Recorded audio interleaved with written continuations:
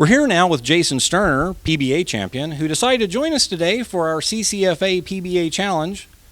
Hello, Jason. Glad to have you here. Thanks, Mike. I appreciate it. So what brings you to our neck of the woods, besides the fact I know you're from here? Yeah, actually, Rhino got in touch with me about a month ago, and he said he had this event he had put together, and he wanted me to be involved since, this is, like you said, where I grew up, and I said, sure, why not?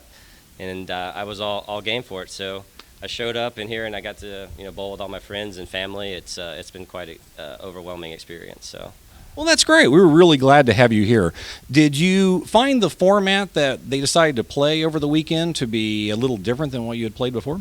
To me, I mean, we kind of encountered so many different formats. It's just like bowling to me, but I found it pretty interesting, especially the finals with the Olympic style format. It is a lot more pressure than I thought. I didn't think that spares would really matter, but actually made a pretty big conversion in the second match against Greg, and it kept me in there. So, without that, just like we always say, spares are important. So, but it was a lot of fun. I really did enjoy it. So.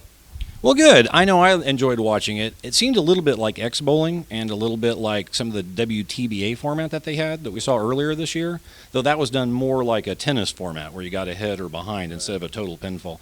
Did you make any strategic changes or anything different as far as how you approach this than you approach any other game? No, I just kind of took my time figuring out the lane pattern, kind of where I wanted to be, what balls were in play. From that point, the pattern itself was pretty tough. So I don't know if there was a lane surface or whatever the case was, but they were quite miserable this weekend. Like, I felt if you didn't get it within about 2 board projection off your hand in the right way, then you weren't even going to hit the head pin. Did you have a problem adjusting to transition? Yeah, I think pair-to-pair was pretty tough. There were a few where I actually used 2 different bowling balls, and I actually had to change some of the surfaces just to kind of get away from some of the pairs. But a lot of it, I think, came down to just execution. Like, if you made good shots, you were in the pocket for the most part, and if you didn't, you were shooting a spare. So hopefully you can make it. Yeah, that definitely makes sense. So what's been up with you in the PBA recently? The PBA's been going pretty well, actually. I've kind of gone on a pretty good stint here. I struggled earlier in this year. You kind of go battling through some physical issues and whatnot, but everything kind of fell together when I was over in the Middle East. I had a chance to talk to an old coach of mine, Rick Benoit, and he kind of said some things that helped put things in perspective for me. And since then, it's just kind of been like a roller coaster ride of nothing but good things. So you just ride the wave until it crashes, obviously. But it's been pretty good. I look forward to the World Series of Bowling this year. I mean, I've been knocking on the door a few times. I made my first show at the Scorpion 2 years ago, so that event it's pretty huge, and I'd like to go out there and dominate it if possible, and at least show up and be ready and be prepared. So. Well, definitely good luck to you on that. Anything else you got planned for the future?